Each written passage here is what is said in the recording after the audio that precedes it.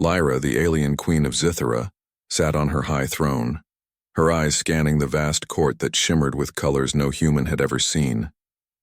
The walls reflected a spectrum of lights, a display of her empire's wealth and power. She was used to being surrounded by beings far stronger, faster, and more intelligent than humans. That was why Marcus Hale had seemed so ordinary to her at first.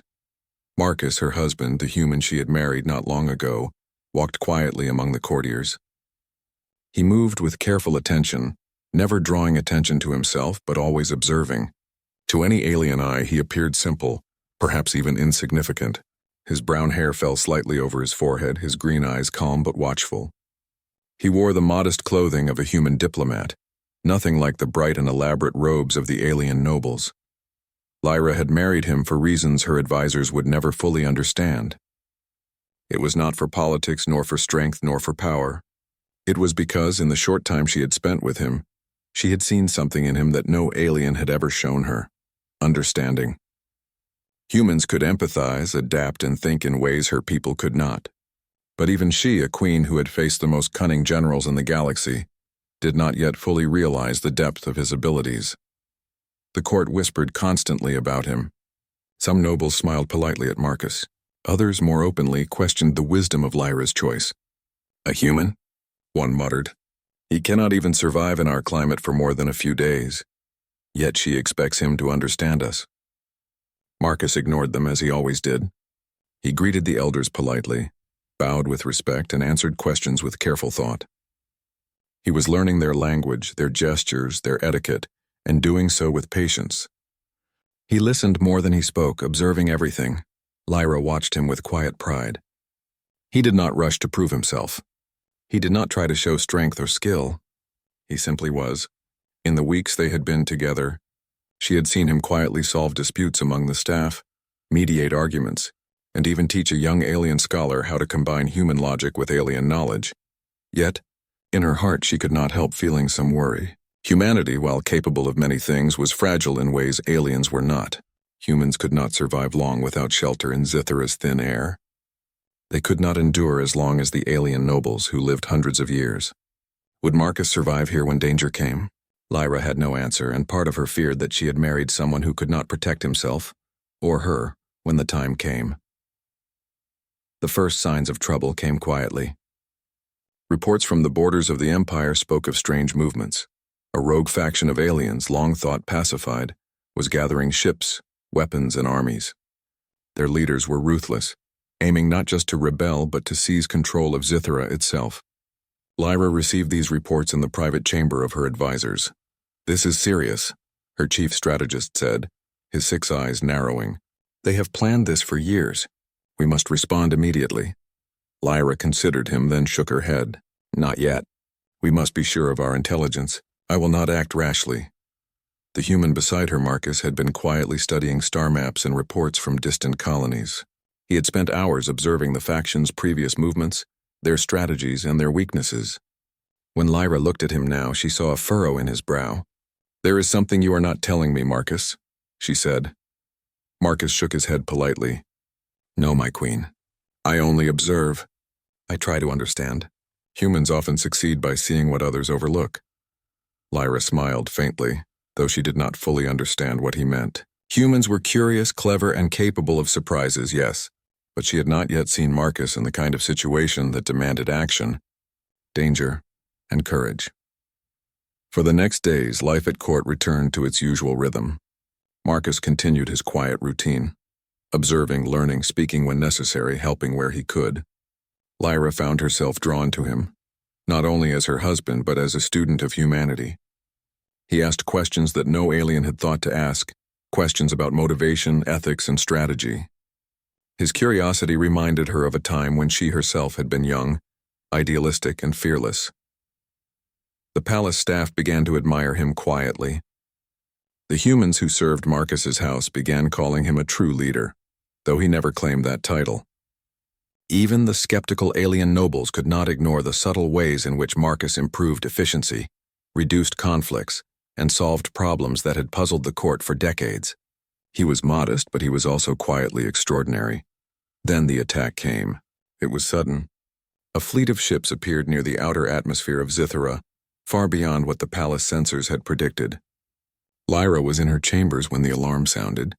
The golden halls of the palace shook as ships moved into attack formation. Courtiers screamed and guards rushed to their posts. Lyra's first instinct was to protect her people. She reached for her communicator to command the defense forces.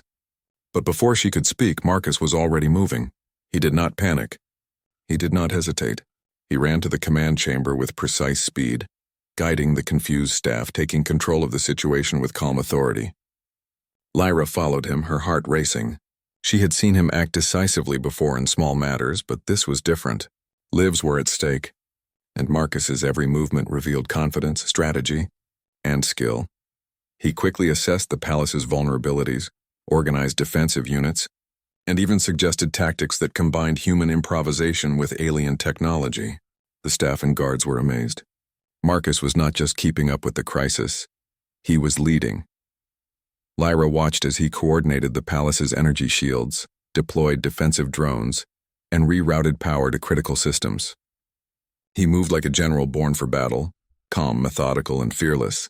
Her heart swelled with a mixture of pride and disbelief. The modest man she had married, the one who seemed so ordinary, was now the center of her empire's defense. The rogue faction's first strike came in the form of fast, small attack ships attempting to penetrate the palace perimeter. Marcus anticipated their moves, issuing orders that no alien commander could have thought of. The drones intercepted the intruders and the shields absorbed the energy blasts. The human ingenuity in his tactics turned what could have been chaos into organized defense. Lyra realized something profound. Humans, with their limited lifespans and physical fragility, developed ways to think differently. They improvised. They adapted. They looked at problems from angles that aliens, confident in their own superiority, never considered. Marcus embodied all these qualities and more. In the midst of the chaos, Lyra found herself beside him, observing him closely. The fear she had felt for his survival vanished. Instead, she felt awe. The modest man she thought she knew was a warrior in disguise, a leader and a protector of her people. Hours passed like minutes. Marcus directed the defense, coordinated counterattacks, and even personally led a small squad to secure a vulnerable palace corridor. He moved with precision, protecting civilians and officers alike, showing courage that seemed impossible for a human.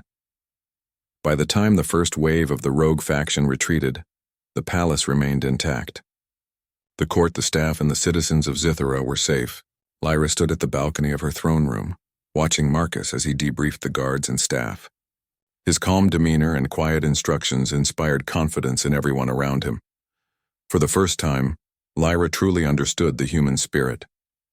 Humans might appear modest, fragile, and ordinary, but when the moment came, they could be extraordinary. Marcus was living proof. She approached him quietly as the palace began to recover from the attack. "Marcus," she said, her voice steady but filled with emotion, "I underestimated you." Marcus looked at her and smiled gently.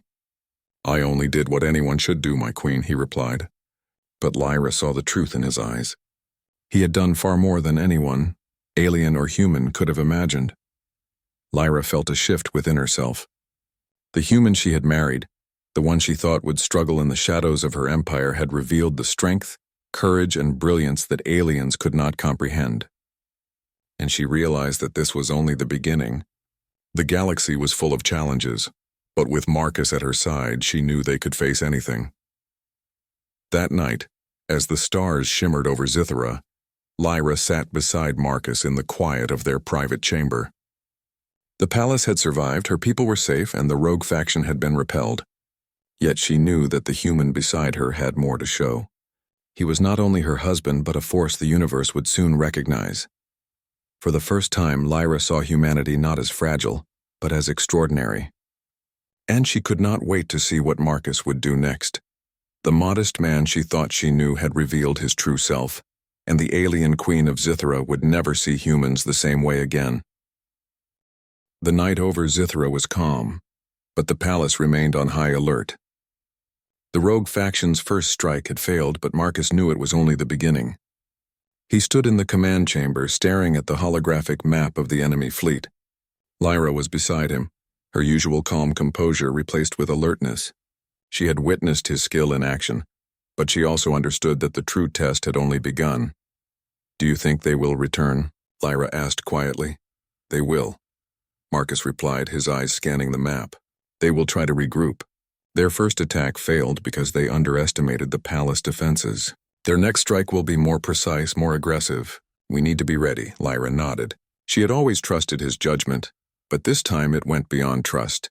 It was awe. The human she had married had shown her that appearances could be deceiving. He was modest in demeanor but brilliant in action. She realized that the greatest power of humans was not in strength or speed, but in their ability to adapt, to think in ways others could not. Marcus turned to the staff. "We need to anticipate their moves. They will likely attempt a multi-pronged attack. I want our energy shields reinforced at all perimeter points. Drones must patrol continuously, and I want a diversionary fleet ready to mislead them." His words were calm, measured, yet carried the authority of a seasoned commander. The alien officers, who had once doubted him, now followed his orders without question. Marcus had earned their respect not by boasting or showing force, but through clarity, foresight, and an understanding of both human and alien tactics. Hours passed as the palace prepared. Marcus moved among the guards, checking positions, giving instructions, and answering questions. Lyra observed him closely.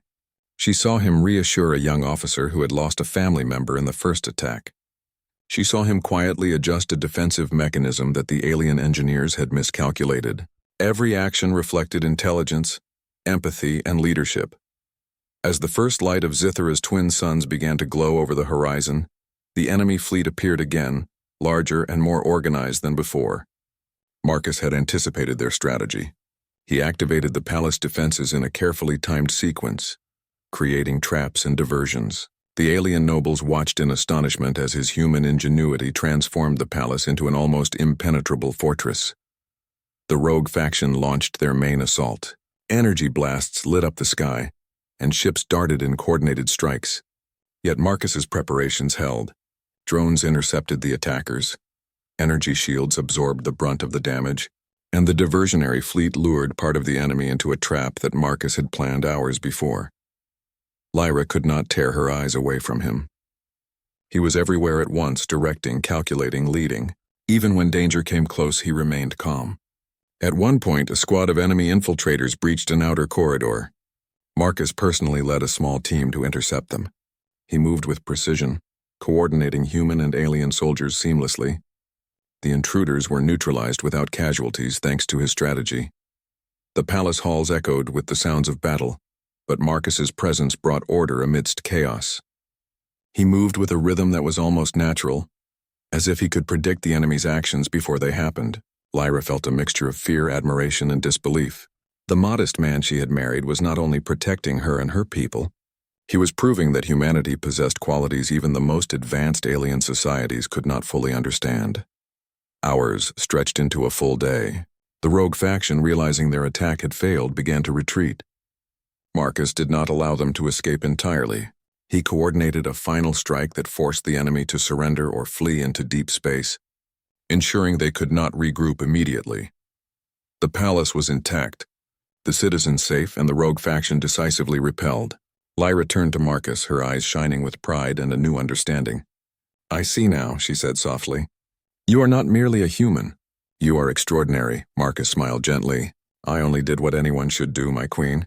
Protect what is important and adapt when necessary. That is what humans learn from experience."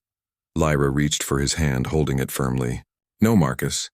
You did far more than that. You saved lives, preserved my empire, and showed me what humans are truly capable of. I thought I knew humans, but now I see that your strength lies not in your body, but in your mind, your courage, and your heart." The alien nobles, who had once whispered about Marcus's weakness, now approached with respect. They bowed, offering their loyalty and gratitude. Some even admitted they had underestimated humans entirely. Marcus received their acknowledgement with quiet humility, never boasting but clearly aware of his influence. In the days following the attack, the palace began recovery efforts. Marcus continued to play a central role, organizing rebuilding projects, ensuring security improvements, and even negotiating peaceful terms with minor factions who had been influenced by the rogue group. His human perspective allowed him to see solutions that the alien advisors had missed, combining diplomacy, strategy, and empathy in ways that strengthened the Empire. Lyra spent time with him in the quieter moments, observing how he interacted with ordinary citizens, soldiers, and staff. He listened more than he spoke, learning, teaching, and inspiring trust. It became clear to her that humans had an extraordinary ability to unite, to improvise, and to lead under pressure. Marcus's modesty had hidden these talents, but now they were undeniable. One evening, as the twin suns set over Zythera, casting long shadows across the palace, Lyra stood beside Marcus on the balcony. The city below was alive with rebuilding efforts, its citizens grateful and safe. She looked at him and realized that this human, so modest in appearance, had changed her understanding of power, leadership, and courage. "Marcus," she said softly, "I want to learn from you, not just as a queen, but as someone who has seen the strength of your people. Teach me what it means to think like a human." Marcus turned to her, his expression calm but thoughtful. "I can only share what I know, my queen. Humans survive by observing, by thinking differently, by acting when others hesitate. That is our strength. But I believe you have seen it already." Lyra smiled, feeling a deep respect for the human beside her. She realized that the galaxy was full of challenges, but with Marcus at her side, she was ready to face them all. Humans were not merely fragile or ordinary. They were extraordinary in ways that even her advanced species could not fully grasp. And Marcus had shown her that even one human could change the fate of an empire. The palace had survived the attack, but more importantly, Lyra had survived her own misconceptions about humans. She had thought Marcus was modest, ordinary, perhaps even limited. Now she knew that his quiet demeanor was only a mask for ingenuity, courage, and a unique kind of wisdom. As they watched the city below, Marcus spoke quietly. "The universe is unpredictable, my queen. Strength comes not only from power, but from adaptability and understanding. That is why humans endure." Lyra nodded, feeling the truth of his words deep in her heart.